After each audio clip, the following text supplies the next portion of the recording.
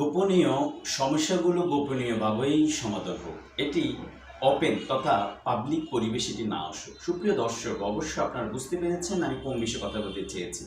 ইদানিং আমাদের অনলাইন প্ল্যাটফর্মে খুব বেশি দেখা যাচ্ছে সেক্সুয়াল ডিজিজ নিয়ে যারা কাজ করেন, যে সমস্ত সম্মানিত পরামর্শদাতারা বা কনসালটেন্টরা সম্মানিত, তো দেখা গেছে তারা অনলাইন বর্তমান মাধ্যম তথা সামাজিক যোগাযোগ মাধ্যম ফেসবুক বা ইউটিউবে তারা এখন খুব বেশি এটা নিয়ে অনেকেই কাজ করছে। এখানে তারা পাবলিকলি ওপেনলি এই সমস্যাগুলো নিয়ে ডিজিজগুলো নিয়ে আলোচনা করছে এবং তাদের রোগ পেশেন্টের সাথে তারা অনেক সময় কথা বলছে এবং সরাসরি তারা সেখানে এখানে মানে সলিউশন দিচ্ছে।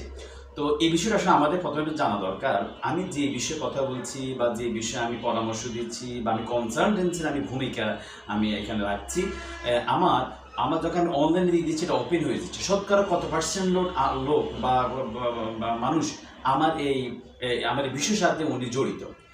আমার যতটুকু মনে হয় মানে 5% বা 10% সর্বোচ্চ হইতে পারে যে এই এই এই বিষয়টার সাথে ওনার সম্পৃক্ত থাকতে পারে। তাহলে বাকি 90% 80% মানুষদেরকে আমরা এইভাবে ওপেন করার আসলে দ্বারা কতটুকু যুক্তি। দ্বিতীয় হচ্ছে, দেখা গেছে আমাদের বর্তমানে উঠতি বয়সী তরুণ তরুণীর ধারা, যেমন 10, 12, 15, 20, 22 এভাবে এই বয়সগুলো টিনেজ বয়সে যারা এখন আছে, দেখা গেছে তার হয়তো মানে বিয়ের পিঁড়িতে বসতে অর্থাৎ তার যে প্রবলেমটা ট্রিট করছে বা আসে এটা সলিউশন করা প্রয়োজন, অথবা এই সমস্যাটা বা এই অবস্থাটা তৈরি হওয়ার জন্য তার 5 বছর 10 বছর 15 বছর তার বাকি আছে। কিন্তু আমরা যখন আমাদের টিনেজ বয়সে বাচ্চারা যখন পড়ালেখার সুবাদে বা বিভিন্ন কারণে প্রয়োজনে অংশ তারা অনলাইন ব্যবহার করতে হচ্ছে, প্ল্যাটফর্মে তারা যুক্ত হতে যাচ্ছে বা বিভিন্ন অনলাইন ক্লাস গ্রহণ করার জন্য বা তাদের বিভিন্ন প্রয়োজন তারা এটাকে গ্রহণ করছে, যখন তারা অনলাইনে বারবার এই পরামর্শগুলো তারা দেখে, সেক্সুয়াল ডিজিজগুলো নিয়ে আলোচনা হচ্ছে, সমস্যা নিয়ে আলোচনা হচ্ছে বা বিভিন্ন আরও আমি ডিটেলস আর বললাম না। তো আমার মনে হচ্ছে মনস্তাত্ত্বিকভাবে আমাদের টিনেজদের মাঝে, আমাদের ইয়াংদের মাঝে, আমাদের শিক্ষার্থীদের মাঝে যারা এই প্রবলেম তো তারা মানে ফেস করছে না, কোনো ট্রিট হইতেও তাদের হয়তো 10-5 বছর দেরি হইতে পারে। এটা মনস্তাত্ত্বিকভাবে আমি মনে করি তাদেরকে একদম নেগেটিভ এফেক্ট ফেলছে। তো আমি এটা মনে করি পার্সোনালি।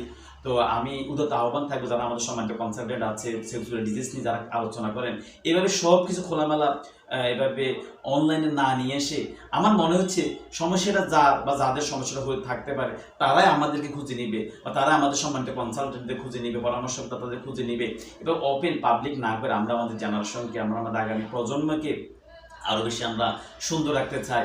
অনলাইনের মাধ্যমটাকে আমরা আরও বেশি শিক্ষণীয়, প্রোডাক্টিভ, ক্রিয়েটিভ হিসাবে আমরা এটাকে কাজে লাগাতে চাই। আমাদের টিনেজরা যাতে এই মানে তাদের প্রয়োজনীয় শিক্ষার কারণে বা উপকরণ গ্রহণ করতে গিয়ে বিভিন্ন ইনস্টিটিউটে রিসার্চ করতে গিয়ে তারা যাতে এখানে যাতে নেগেটিভ কোনো কিছুর সাথে তারা যাতে তাদের মানসিকতাকে তারা এঙ্গেজমেন্ট যাতে করতে না পারে, এই উদাত্ত আহ্বান রেখে সবাই প্রতি বিনয় যারা এর সাথে জড়িত বিনয়ের সাথে অনুরোধ করে আমি আমার কথা এখানে শেষ করছি। আসসালামু আলাইকুম ওয়া রাহমাতুল্লাহ।